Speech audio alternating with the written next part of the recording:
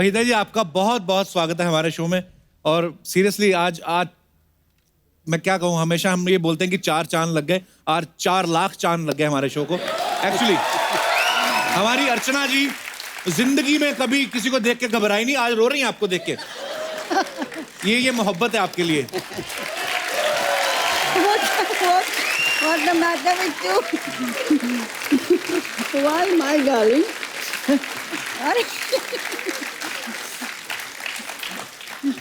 अरे कुछ नहीं कहती, आपको क्यों रो रही हैं आप? मैं डांटूंगी नहीं। आप डांट भी दे तो सर आंखों पर। You know,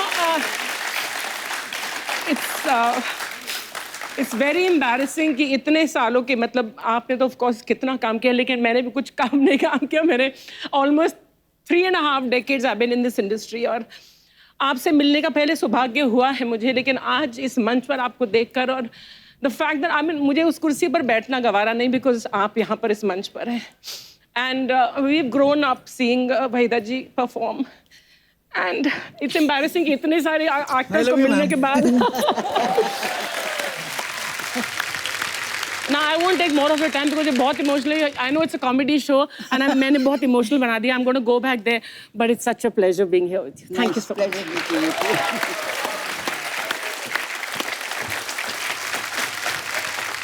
Waheeda ji please, आपका बहुत बहुत स्वागत है, यहाँ विराजमान हो जाइए। तालियां बजती रहनी चाहिए आपकी।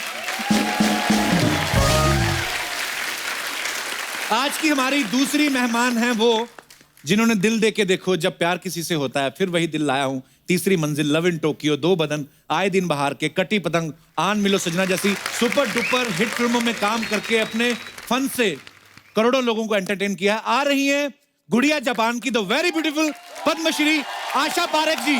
ओ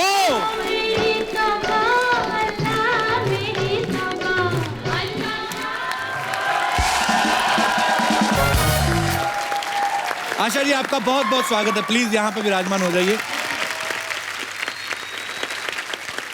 और आज की हमारी तीसरी मेहमान वो हैं जिन्होंने अपने डांस से पूरे हिंदुस्तान को अपना दीवाना बना लिया। ये एक ऐसी अदाकारा है, इनका एक गाना पूरी फिल्म को सुपरहिट बना देता था। गुमनाम, शिकार, ऐलान, कारवां, लहू के 2 रंग, शोले, डॉन और बहुत सी सुपरहिट फिल्मों में अपनी एक्टिंग और डांस से सबका दिल जीतने वाली प्लीज वेलकम पद्मश्री हेलन जी।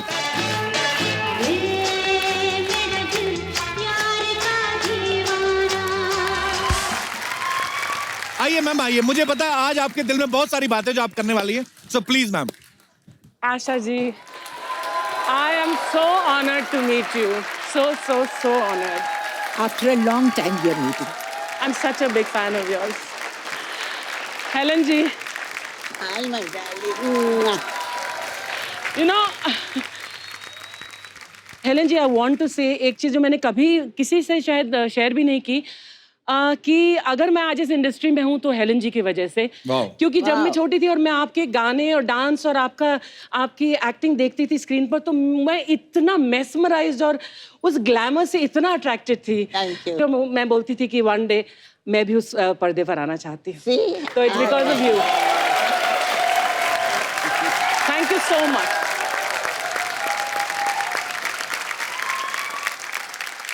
वहीदा जी, पहले आशा जी से हमारी मुलाकात हो चुकी है, हेलन जी से भी मुलाकात हो चुकी है, पहले शो में आ चुकी हैं। उस समय भी हमने आपको याद किया था, लेकिन हमारे प्रोडक्शन हाउस ने ये बोला कि वहीदा जी यहाँ पे है नहीं, पर हमें पता नहीं कि बात सच्ची थी कि नहीं। आपको किसी ने फोन किया था कि नहीं?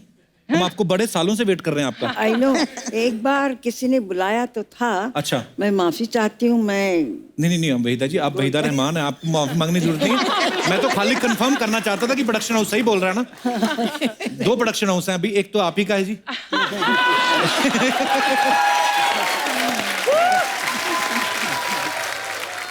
हिंदी सिनेमा में आपका कंट्रीब्यूशन जो है कोई भुला नहीं सकता। मैम, एक बात जो सबके दिलों में है, सब जानना चाहते हैं कि फिल्मों में ब्रेक कैसे मिला आप लोगों को? मैं बहुत लकी थी। अच्छा जी। और मैं भारतनाट्यम सीखा था मैंने, तो स्टेज पे परफॉर्म करती थी। अच्छा जी। तो उस वक्त सारी रीजनल फिल्में सब चेन्नई में बनती थी। अच्छा जी। तो किसी ने मेरी तस्वीर देखी तो मुझे ऑफर आने लगे घर बैठे, और मैं 13 साल की थी। तो मेरे पेरेंट्स ने कहा टू सून, मतलब बहुत छोटी है, न इधर की न उधर की। तो फिर एक तेलुगु फिल्म में मैंने डांस किया, फोक डांस। वो लकीली बहुत मशहूर हुआ। अच्छा जी। तो उसके बाद बस एक तेलुगु फिल्म थी, उसमें लीड रोल किया ऑपोजिट एनटी रामाराव, जो आंध्र प्रदेश अच्छा जी, जी, जी। सीएम थे। उसके बाद गुरुदत्त जी मिले मुझसे हैदराबाद में। अच्छा जी। तो फिर उन्होंने मुझे बॉम्बे बुलाया, फिर इट्स हिस्ट्री। वाह, ग्रेट। और आशा जी, आप कैसे आए फिल्मों में?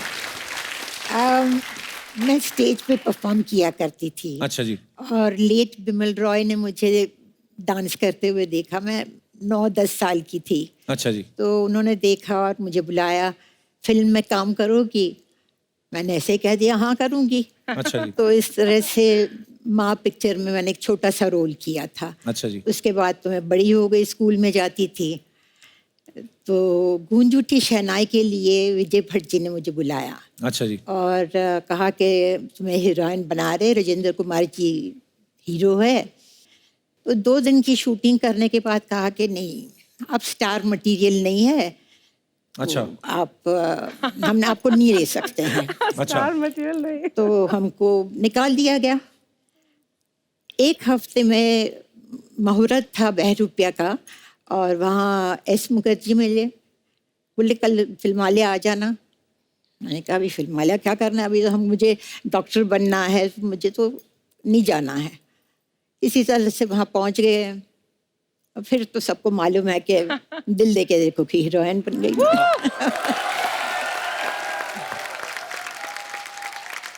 और हेलन जी, आपकी शुरुआत कैसे हुई थी? We were refugees from Burma. Okay. And during the war, we had to walk it for 9 months from Burma to Assam.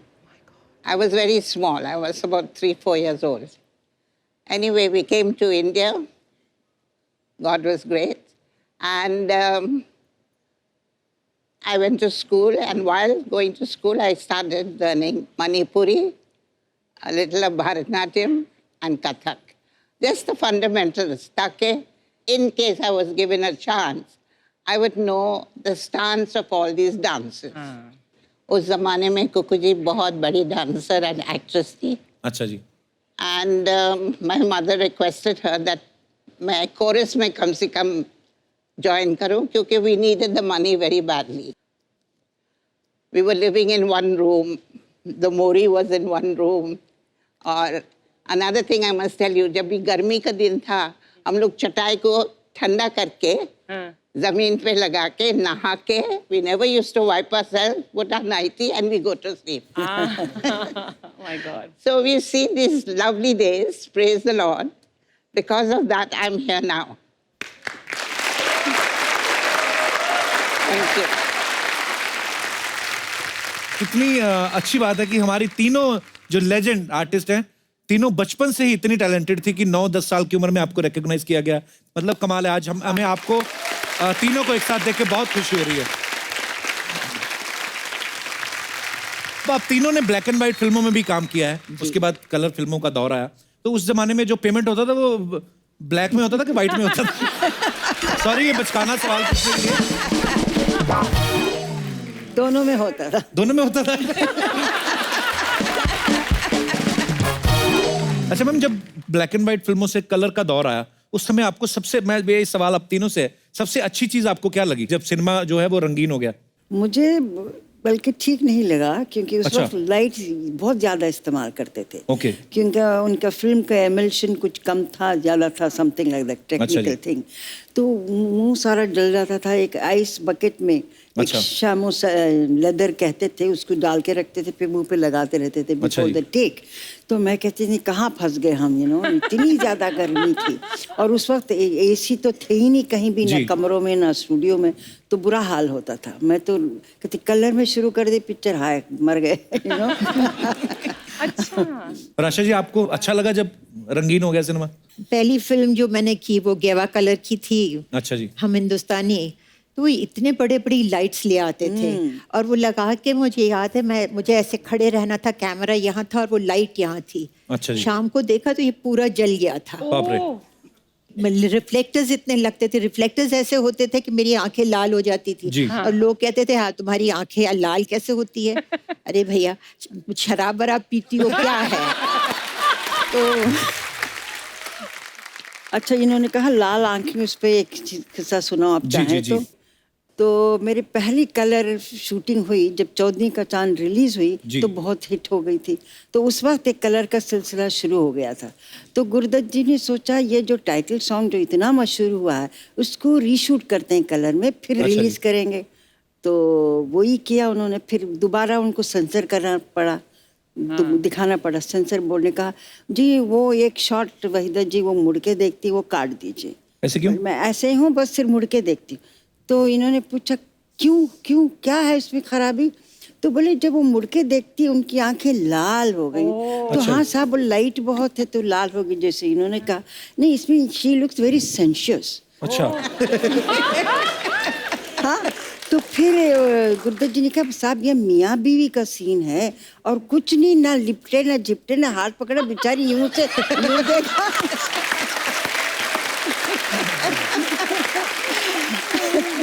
अगर वो सेंसर बोर्ड वाले अगर अब हों तो जी। बेचारे वो देख के तो बेहोश हो जाएंगे। आजकल तो बन रहा है। तो हेलन जी उस दौर में जैसे आशा जी ने वहीदा जी ने बताया कि लाइट्स बहुत ज्यादा होती थी और ऊपर से डांस करना, डांस में तो रीटेक भी और होते होंगे बिकॉज छोटे छोटे शॉट्स लेने हैं और इतनी सारी लाइट, आपको भी परेशानी होती होगी फिर तो? I was very happy that it was in color अच्छा जी। because my costumes were Yeah, very what- colorful. Ji. I could wear those feathers and I could, ji. you know, and I looked much better. So for me, color was lovely. Kapil, मैं जैसे आप सबने बोला कि इतनी गर्मी वगैरह and then हम तो आज वैनिटी वैन मिलती है हमें और हम लोग इतने एयर कंडीशन कंट्रोल एनवायरनमेंट में शूट करते हैं। तो मैम आप सबसे पूछना चाहती हूँ कि आप लोग कैसे मेकअप करते थे? कभी जंगल में शूट है, कभी यहाँ तो वैन तो होती नहीं थी। राइट। अर्चना आप मानोगे नहीं, मुगले आजम जैसी पिक्चर बनी मोहन स्टूडियोज में, जी। वहाँ एक वॉशरूम नहीं था। बाप रे। तो एक बार मैं और लेट महमूद एक्टर जी। हमने तय किया कि हम पैसे देते हैं। स्टूडियो ओनर को कहा भाई 2 बाथरूम बना बना दीजिए। दो। तो आफ्टर हम बोल के हम चले गए कि अगली दफ़ा आएंगे शेड्यूल पे। 10 दिन के बाद आए तो जी हमने जल्दी से पूछा वो मैनेजर को बाथरूम बना? हाँ जी इंतज़ाम कर दिया हमने। अच्छा अच्छा जी। क्या इंतज़ाम किया? वो कॉरिडोर में उन्होंने एक थंडर बॉक्स रख दिया था। बाप रे। Yeah. Yeah.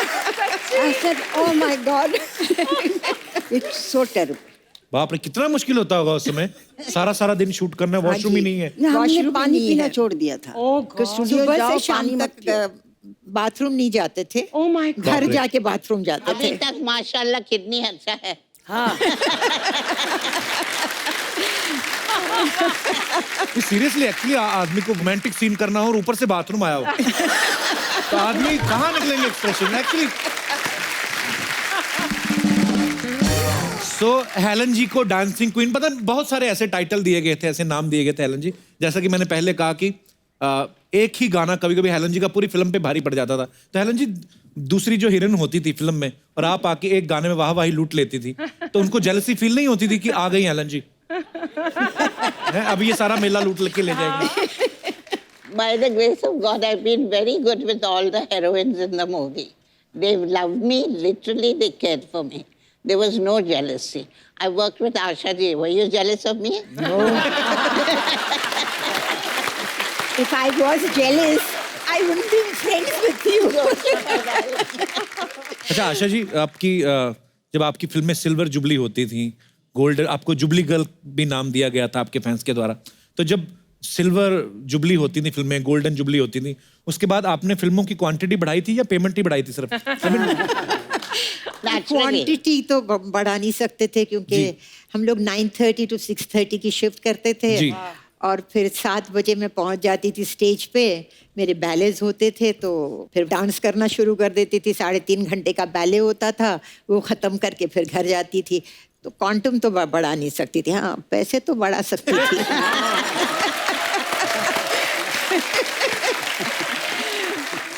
आशा जी, आपने तकरीबन सब स्टार्स के साथ काम किया है, जी। तो आपको अपनी जोड़ी सबसे ज्यादा किसके साथ अच्छी लगती थी? मेरी पहली फिल्म शम्मी कपूर जी के साथ थी। अच्छा जी। तो मुझे उनके साथ काम करने का ज़रा आसानी लगती थी। एक बहुत मतलब जो वो करते थे वो इमीडिएटली मैं पकड़ लेती थी। अच्छा जी। जैसे डांस होता था तो डांस डायरेक्टर नहीं होता था, अच्छा जी। अच्छा तुम ये कर लेना, मैं ये कर लूंगा।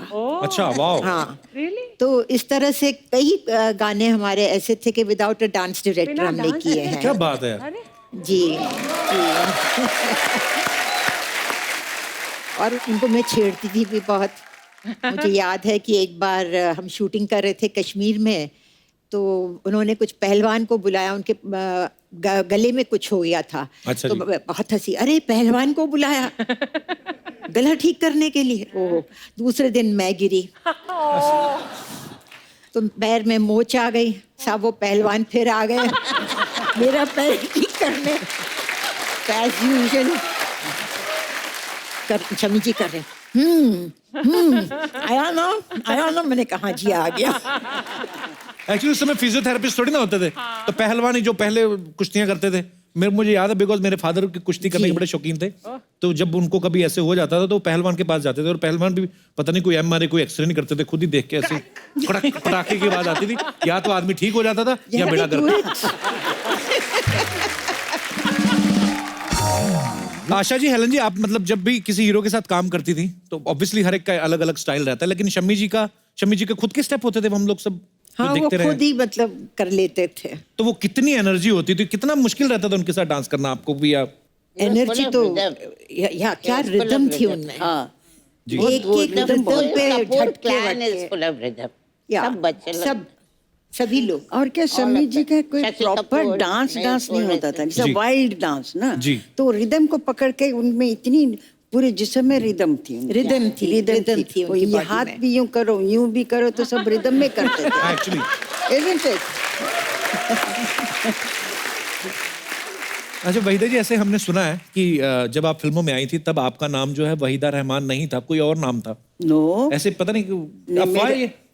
अफवाह है, असली नाम मेरा वहीदा रहमान और वहीदा रहमान ही था। अच्छा जी। हाँ। मैं आज ही इनको बाहर निकालता हूँ जिन्होंने ये मुझे बोला ना। वहीदा जी, एक और अफवाह है, पता नहीं ये भी अफवाह ही है कि सच्ची बात है, लेकिन बड़ी ऐसे अफवाहें सुन के आ रहे मैं हैं आप। अफवाहें सुन के आया हूँ बहुत सारी। एक के बाद एक के बाद पर उन्होंने कहा कि जो आपके भरतनाट्यम के जो गुरु थे उन्होंने पहले आपको डांस सिखाने से मना कर दिया था, हाँ, लेकिन बाद में आप ही उनकी बेस्ट स्टूडेंट निकली। हाँ। अच्छा, तो मतलब ये बात सही है। चलो ये वो बात बच गया आज। सही है। इसने तो ये क्या रीजन था वहीदा जी, उन्होंने क्यों मना किया आपको डांस सिखाने से? वो बहुत मशहूर वो एक गांव है, गांव के जैसे शहर लुधियानवी, जी। तो तिरुचंदूर एक जगह है तमिलनाडु में, वहाँ के थे वो। अच्छा जी। तिरुचंदूर मीनाक्षी सुंदरम पिल्ले उनका नाम था। बाप रे, इतना लंबा नाम। हाँ, तो मुझे जिद आई कि उन्हीं से सीखना है। अच्छा तो जी। हमारे कोई बीच में फ्रेंड थे, उन्होंने जाके कहा ऐसे ऐसे सीखना है। जब नाम सुना तो बोले नाम तो मुसलमान है। बोले हाँ, लड़की भी मुसलमान। No no no no no, मैं मुसलमान को भरतनाट्यम कैसे सिखा सकता? अच्छा। बोले क्यों नहीं सिखा सकते साहब आप? नहीं, वो अभिनय जो हमारे डिवोशनल गाने होते उसको समझेगी नहीं, वो ठीक से कर नहीं पाएगी। तो 6 महीने लगा दिया और मैं भी जिद से अड़ी रही कि उन्हीं से सीखना है। वाह। तो जब इन्होंने बहुत जबरदस्ती की हमारे दोस्त ने, तो बोले अच्छा उसकी कुंडली लेकर आओ। अच्छा। तो बोले जो वो लोग मुसलमान हैं वो कुंडली उंडली बनाते नहीं, बिलीव नहीं करते। अच्छा जी। तो बोले ये तो बड़ी मुश्किल है फिर। तो बोले अच्छा उसका बर्थ डेट लेकर आओ। अच्छा वो लेकर गए, तो उन्होंने अपने से चार्ट बनाया, कुछ यूं पता अच्छा। नहीं क्या क्या किया। तो बोली ये क्या हुआ, ये कैसे हुआ? तो उन्होंने पूछा क्या हुआ साहब? तो ये चार्ट में कहता है कि ये लड़की मेरी लास्ट और सबसे अच्छी स्टूडेंट होगी, वाह। हो नहीं सकता। तो उन्होंने ऐसे ढकल दिया, नहीं नहीं नहीं हो नहीं सकता, समथिंग इज रॉन्ग, या मैंने ठीक नहीं किया। तो बोले और 2 दिन दो। अच्छा, फिर 2 दिन के बाद फिर उन्होंने बनाया, बोले no again the same result. तो बोले चलो मैं सिखाता हूँ इसको। क्या बात है, लेकिन और वो बात सच भी साबित हुई। वाह। ऐसे हमने सुना है कि रेशमा और शेरा में एक ऐसा सीन था जिसमें आपको बच्चन साहब को ऐसे थप्पड़ मारना था। हाँ। लेकिन बच्चन साहब की माताजी वहां पे रहती थी, तो मैम फिर कैसे मारा आपने? वो आदमी थोड़ा वो भी हो जाता कि यार सामने मम्मी है। नहीं, उन्होंने आंटी ने ये भी कहा वहीदा जरा संभाल के, तो मैं बिल्कुल डर गई। अच्छा जी। तो हर बार आए तो सुनील दत्त डायरेक्ट कर रहे थे उस वक्त और सी रामचंद्रन कैमरामैन थे। अच्छा जी। तो उन्होंने कहा वहीदा जी आप ठीक से नहीं करेंगे तो रीटेक होंगे, उतने थप्पड़ पड़ेंगे। अच्छा जी। इससे बेहतर है अब दिल मजबूत करके एक कस के दे दीजिए, बात खत्म हो जाएगी। अच्छा तो जी। फिर लाइटिंग वगैरह हो रही थी तो मैं जाके बैठी तो आंटी बच्चन उधर बैठे हुए थे, वेदा जरा संभाल के करना। तो मैं बिल्कुल डर गई। फिर मैंने जाके सुनील दत्त को कहा, साहब मेरे से थप्पड़ नहीं मारा जा रहा है। बोले क्यों क्यों नहीं मारा जा रहा? कि वो आंटी ने कह दिया जरा संभल के। तो बोले ओहो, तो फिर आंटी को कहना चाहिए इस शॉट के लिए आप बाहर जाके बैठिए। अच्छा, तो बाहर भेजा फिर उनको? बाहर भेजना पड़ा। तो उसके बाद फिर सब सेट पे असिस्टेंट डायरेक्टर सुनील दत्त सब कहने के एक ही शॉट, एक ही टेक, एक कस के लगा दीजिए। मैंने कहा अमिताभ बहुत कस के लगाने वाली हूँ। हाँ कोई बात नहीं। खैर शॉट हुआ, लकीली पहला टेक ओके हुआ। तो फिर अमिताभ कहेंगे वेदा जी काफी अच्छा था।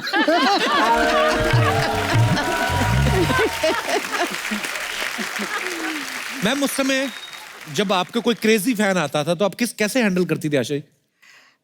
सेट पे शूटिंग देखने आ जाते होंगे, आपके घर के बाहर आ जाते होंगे कई? घर के बाहर एक चाइनीज आदमी आता था। चाइनीज? हाँ। अच्छा जी। तो वो मतलब आके घर के बाहर दरवाजे के बाहर ही बैठ गया। अच्छा जी। तो बोले मैं यहाँ से जाऊंगा नहीं, मैं आशा पारेख से शादी कर ही जाऊंगा। अच्छा।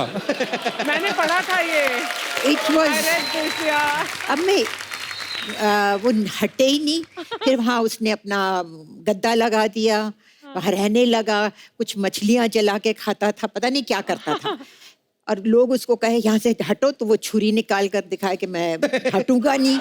अब जब उसने छुरी उरी निकालने की बात की तो अब मुझे डर लगने लगा। मैं रात को लेट शूटिंग करके आऊँ तो मैं अपने नीचे कार के नीचे मतलब छिप कर रहूँ और छिप कर देखूँ कि वो है कि नहीं, बैठा हुआ है तो फिर छिप जाऊँ। फिर मैंने कहा ये तो बहुत हो रहा है, 1 महीना ये चलता रहा।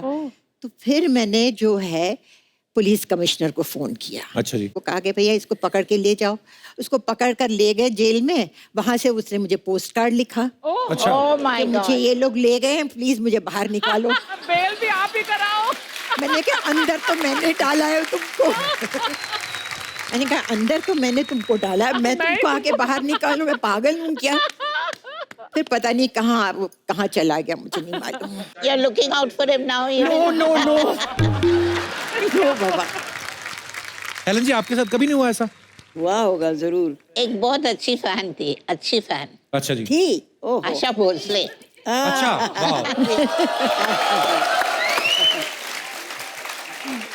एक दिन आशा जी ने मुझे उनके शो पे बुलाया। I was a guest. अच्छा जी।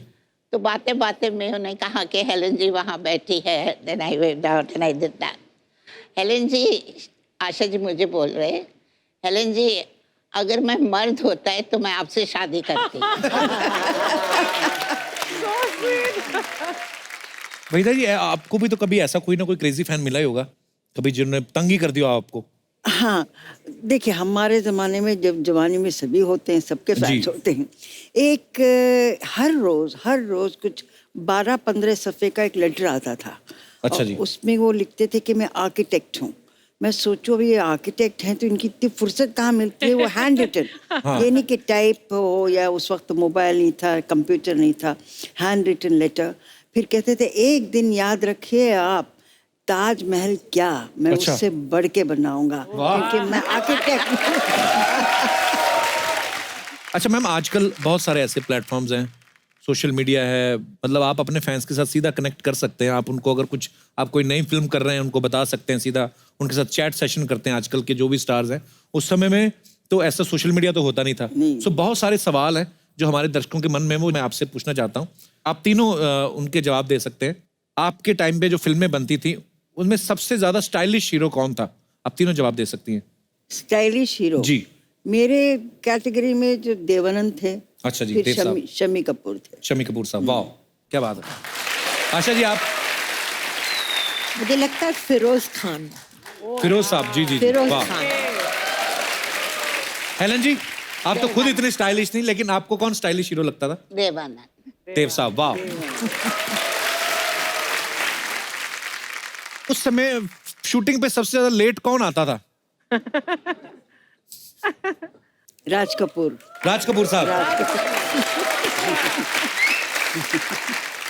सब आप सब सहमत हैं आशा जी? आप सब ये बड़ा टेढ़ा सवाल है। हंसने वाला मगर आते सवाल थे है। लेट। मैंने 2 पिक्चरें की उनके साथ। अगर 9:30 से 6:30 तक की शिफ्ट होती थी जी। तो वो 2 बजे आते थे। अच्छा जी। तो फिर आधी शिफ्ट चली गई, फिर लंच खा के फिर आराम करके उठ के अच्छा। तो फिर मैंने प्रोड्यूसर को कहा आप 2 से 10 की शिफ्ट की रखिए। अच्छा जी। दोपहर के 2 से रात के 10 से। बोले हाँ अच्छा आइडिया है, चलो वो कर दें। तो वो 2 से 10 बजे की शिफ्ट रखते थे तो वो 6 बजे आते थे।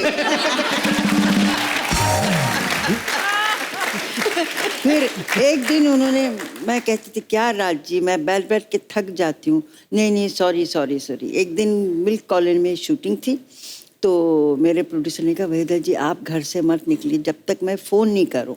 अच्छा। आई फील गिल्टी, आप बैठी रहती हैं वहाँ, क्या करें। मैंने कहा अच्छी बात है। तो फिर फ्रैंटिकली फ़ोन आया, उस वक्त मोबाइल नहीं था, कुछ नहीं। निकलिए जल्दी निकलिए। मैंने कहा क्या हुआ? बड़ी सुबह 7 बजे राज जी आउटडोर में बैठे हुए हैं। मैंने कहा राज जी 10 बजे। बोले मैं बदनाम हूँ कि मैं लेट आता हूँ, मैं बैठा हूँ, आप अभी आई हैं, अभी आपको मेकअप करना है, बाल बनाने कितनी देर लगेगी, मैं कितनी देर बैठा रहूँगा। मैंने कहा मुझे जिंदगी भर बिठाते थे, अभी आप बैठे रहिए। ऐसे कौन से एक्टर थे जो दूसरों के डायलॉग चेंज करवा देते थे? ऐसा कोई था? मैंने एक पिक्चर में काम किया था जिसमें कृष्णा करके कोई विलन था। अच्छा जी। तो वो क्या होता था 7 to 2, 2 to 10 की शिफ्ट होती थी। तो मैं 2 to 10 की शिफ्ट में उसकी शूटिंग करने जाती थी। अब वो 6 बजे तो वो सारे डायलॉग उल्टे बोले। अच्छा। हाँ, वो बोले कि जैसे ये था कि शल्लो तुम कीचड़ में खिला हुआ कमल हो, तो वो बोलेगा शल्लो तुम कमल में खिला हुआ कीचड़ हो।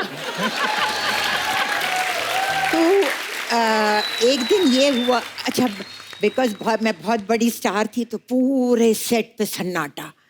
तो उसने कहा क्या हुआ?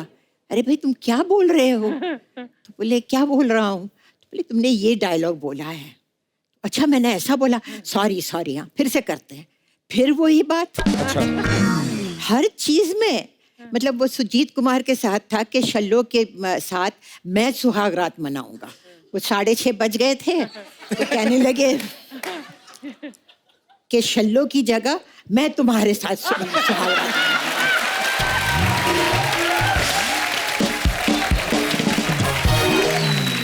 अच्छा हेलन जी, कोई ऐसा एक्टर भी था जो सबसे ज्यादा, मैं ना मेरे शो पे जो भी हीरोइन आती हैं अपनी फिल्म की प्रमोशन करने के लिए, अब तो खैर मेरी शादी हो गई है, मुझे ऐसा बोलते हैं कि तुम फ्लर्ट बड़ा करते हो, हालांकि मैं करता नहीं हूँ, मेरा हो जाता है।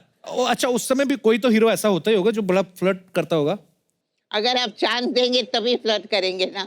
उनको मालेंगे एक थप्पड़ मिलेंगे तो चले आएंगे।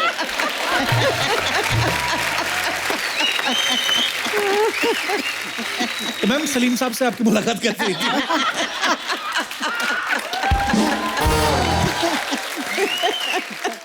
ये सलीम साहब का नेक्स्ट प्रोग्राम होगा तभी आप पूछ लेना। दोबारा बुला लीजिए दोनों को। दोनों क्यों, तीनों। हाँ जरूर Salman's mother is there. Definitely ma'am, we would love to ma'am. बाकी भी समथिंग। मुझे मैम गाने इतने पुराने, अब जितने भी गाने सुन लो, मतलब सबके अभी भी आज भी जुबान पे। मैम आपका जो गाना ना, मैं इजाजत चाहूंगा आप सबसे। शुक्रिया मैम, आपका गाना है चौधरी का चांद, बड़ा खूबसूरत है। ऐसे मैम माफ कीजिएगा, मतलब